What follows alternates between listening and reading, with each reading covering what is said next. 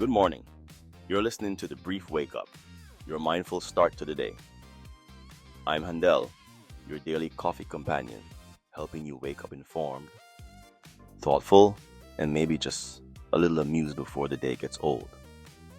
If you're commuting, corralling kids, or just standing in line for caffeine, you're in the right place. Let's get you caught up.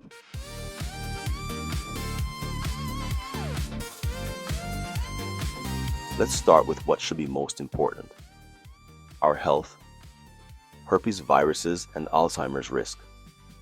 This morning is about something big, a piece of research that's shifting how scientists think about brain aging, memory loss, and one of the most feared diseases we face, Alzheimer's. And again, like our discussion on lupus and Epstein-Barr virus, this too starts with a virus that almost all of us carry. For years, researchers have suspected that certain herpes viruses, especially HSV1, the virus behind cold sores, and EBV, the virus behind mono, might play a role in the slow, decades-long processes that lead to Alzheimer's. But the evidence was scattered. Correlations here, odd cases there, but nothing conclusive. That changed recently. New findings are giving researchers their strongest signal yet that herpes viruses may help trigger the biological cascade that leads to Alzheimer's disease, especially in people who already have genetic vulnerability. Here's the simple version. When these viruses become active, even briefly, they can inflame the brain's immune system. That inflammation can kick off the early formation of amyloid plaques and tau tangles, the hallmarks of Alzheimer's pathology. Not in a dramatic way, not overnight, but quietly, repeatedly, over years. It's not the initial infection that's the problem. Most of us get HSV1 or EBV early in life. The issue is reactivation, stress, illness, immune dips. All of these can let the virus flare up for a moment, sometimes with symptoms, sometimes with none. Each flare nudges the brain's inflammatory system, and in susceptible individuals, those nudges accumulate. Now let's be clear. This does not mean a cold sore equals Alzheimer's. This does not mean everyone with EBV is destined for memory loss. What the data suggests is this. For some people, especially those with a genetic risk, herpes reactivation may be one of the biological sparks that ignites the disease process decades before symptoms. And here's where the news gets hopeful.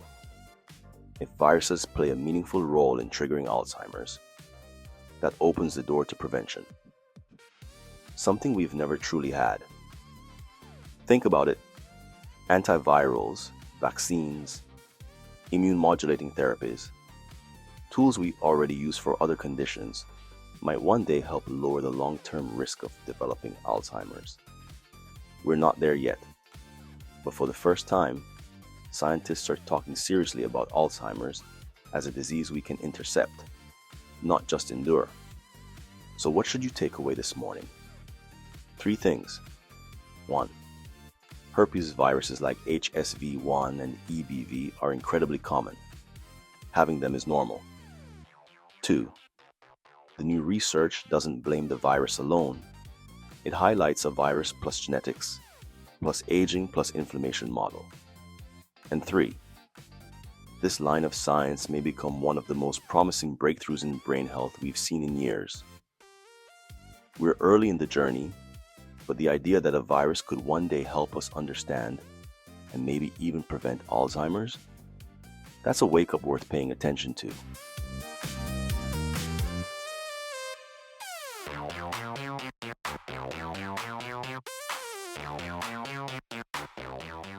Now for our news. Operation Southern Spear. This morning we're watching a major shift in U.S. military posture in the Caribbean, one that's being talked about in Washington, in Latin America, and across global energy markets. The United States has officially expanded Operation Southern Spear, a mission it says is designed to disrupt illicit drug trafficking and protect the Western Hemisphere. But the scope and the scale of the deployment tell a larger story. Over the past several days, the US has positioned more than a dozen warships across the southern Caribbean. The most visible and most symbolic is the USS Gerald R. Ford, America's largest and most advanced aircraft carrier. Its full strike group is now active in the region, joined by destroyers, support vessels, and enhanced aerial surveillance. The Pentagon insists this is a counter-narcotics operation, and yes, drug trafficking routes in the Caribbean are real, they're active, and they've grown more sophisticated, but this surge is bigger than drug boats. A second layer to this story lies on land, in a long-simmering border dispute between Venezuela and its neighbor. The territory at the center of it, the Essequibo region, is the size of Florida and has been governed by Guyana for more than a century. Venezuela claims it as its own, and after a recent referendum inside Venezuela calling the region theirs, tensions have jumped. Why does that matter now? Because Essequibo isn't just land. It's next to one of the fastest growing offshore oil zones in the world. Guyana has gone from a quiet nation to a rising energy powerhouse almost overnight, with massive offshore discoveries attracting global players, including major US companies. Billions of barrels of recoverable oil sit under those waters, and some of those fields lie near the areas Venezuela now says belong to them. That's where the US presence becomes more than symbolic. Operation Southern Spear puts American naval power directly in the lanes where drug trafficking routes operate, commercial shipping moves, and offshore energy platforms are producing the oil that global markets are watching closely. Any instability in those waters, any threat to drilling ships, supply vessels, or crew, immediately becomes a security and commodity issue.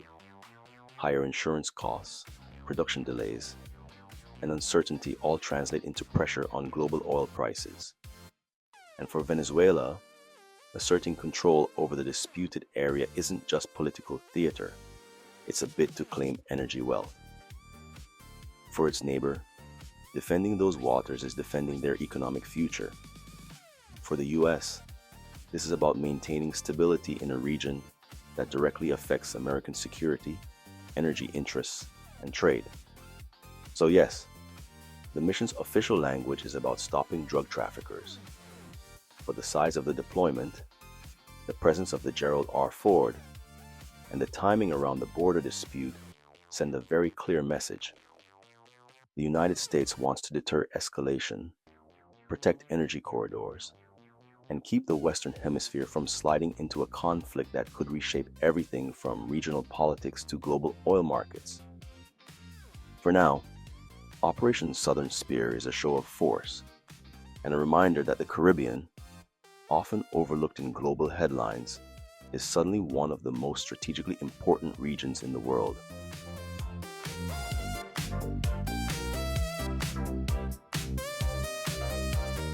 For Tech and Culture, welcome back. This is the final chapter in our Time Traveler's Paradox series. Today we're stepping into the one paradox that doesn't break causality. It breaks identity. So forget timelines for a second. Forget physics. Forget loops, predictions, and cosmic silence. Here's the real question. If you time traveled and met another version of yourself, which one of you is you? At first it sounds strange, even playful. Two versions of the same person trading stories. But sit with it for a moment and something deeper opens. If you meet your future self, that version of you has memories you haven't lived yet, experiences you haven't felt, mistakes you haven't made, healing you haven't earned. They know things you don't. They feel things you haven't grown into. So, are you the real one because you're earlier in the timeline? Or are they the real one because they've evolved further? And if you meet your past self, the version who hasn't gone through what you've survived, does that younger you feel like a stranger? A ghost of someone you used to be? Or does part of you still live inside them? This is the identity paradox. Not a physics puzzle. It's a psychological fault line. Because we talk about time travel as if you move through it as one continuous thing. But the truth is, you're already a chain of versions. Who you were at 10 isn't you now. Who you were before heartbreak, before success, before loss. Those are different selves entirely. Different beliefs, different priorities, different fears, different dreams. Time didn't even have to bend. You already meet versions of yourself every day in memory. And here's where the tech and culture angle hits hardest. Neuroscience tells us the self is a construction, a story the brain stitches together moment by moment. Continuity is something we feel, not something the universe guarantees. Technology is starting to expose that. Digital trails of who we used to be, old messages, old photos, old decisions frozen in data. A version of you 5 years ago staring back at you with a completely different mind. You don't need a time machine to meet another you. You just need a timeline. So, the paradox becomes this. If identity changes with every choice, every year, every experience, which version of you is the real one? Or are you simply the thing that connects all of them? That's the quiet truth hiding beneath every time travel story. Time doesn't fracture you. It just reveals that you've always been many versions. And if you ever did step into the past or the future, you wouldn't meet a stranger, you'd meet a possibility. This wraps our Time Traveler's Paradox mini-series. 5 episodes, 5 contradictions, and one big takeaway. The universe is strange, but so are we. And the biggest paradox isn't time. It's the self trying to understand it.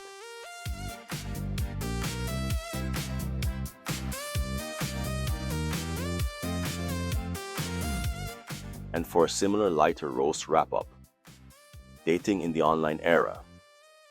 So where do we go from here?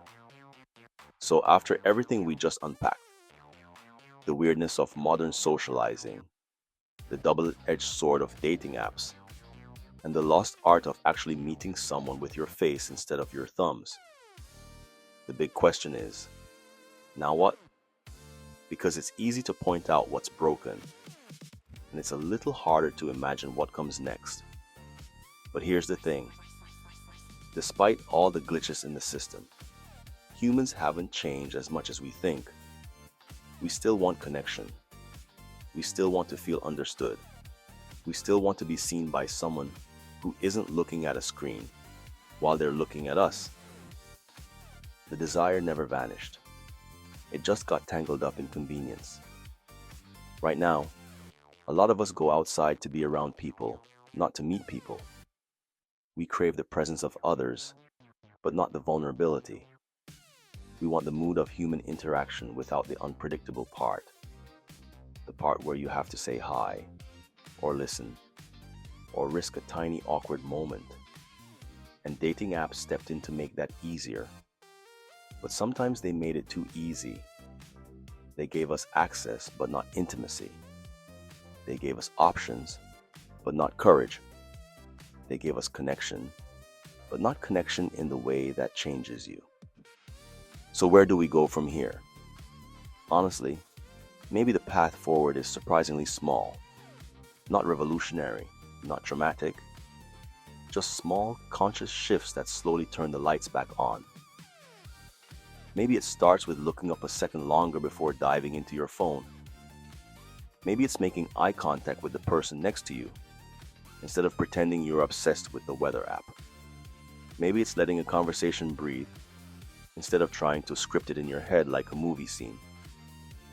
And hey, maybe we experiment a little. Imagine an app that gathers 50 people for a social night, and then confiscates every single device at the door. No screens, no swiping, no disappearing mid-conversation.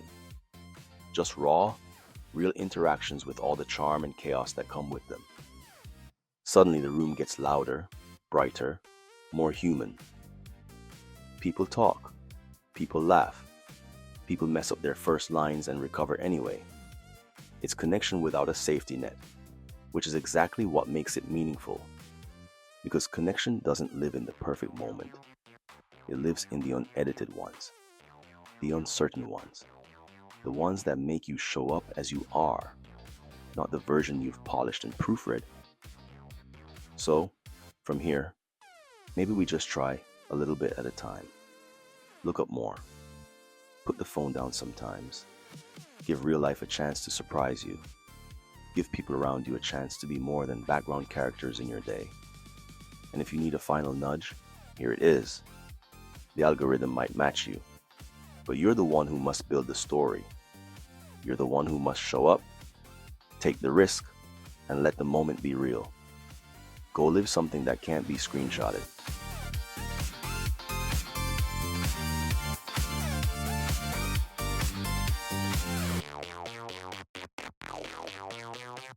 For today's commemoration, November 18th, we have a mix of history, culture, and global health worth pausing on. We start in Eastern Europe, where Latvia marks its Independence Day, commemorating the nation's 1918 Declaration of Freedom after centuries under foreign rule. For Latvians, this day isn't just about history, it's about the ongoing commitment to democracy and sovereignty in a part of the world where those values are constantly tested. We also look to Croatia, which observes its National Remembrance Day, honoring the victims of the 1991 siege of Vukovar during the Croatian War of Independence.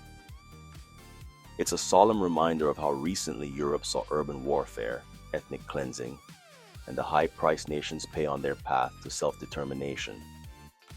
On a lighter note, today is also Mickey Mouse Day and Minnie Mouse Day. The world's most iconic cartoon couple made their debut on this day in 1928 in Steamboat Willie. Nearly a century later, they remain timeless symbols of imagination, joy, and the simple magic that defines so much of childhood. And speaking of icons, November 18th is the birthday of Margaret Atwood, the brilliant mind behind The Handmaid's Tale, and dozens of works that challenge us to think about power, freedom, and the future of society. Her voice has shaped modern literature for generations. Finally, today is European Antibiotic Awareness Day, a reminder that antibiotics, one of the greatest medical breakthroughs ever, are losing their power because of overuse and misuse. With drug-resistant infections rising around the world, today pushes all of us, doctors and patients alike, to use these medications wisely. From independence and remembrance, to imagination, literature, and the future of global health. November the 18th gives us a lot to reflect on.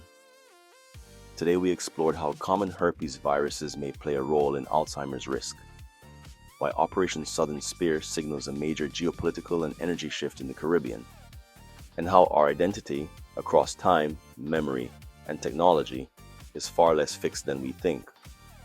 We also looked at the strange state of modern dating and why small, deliberate choices may be the key to bringing real human connection back into focus.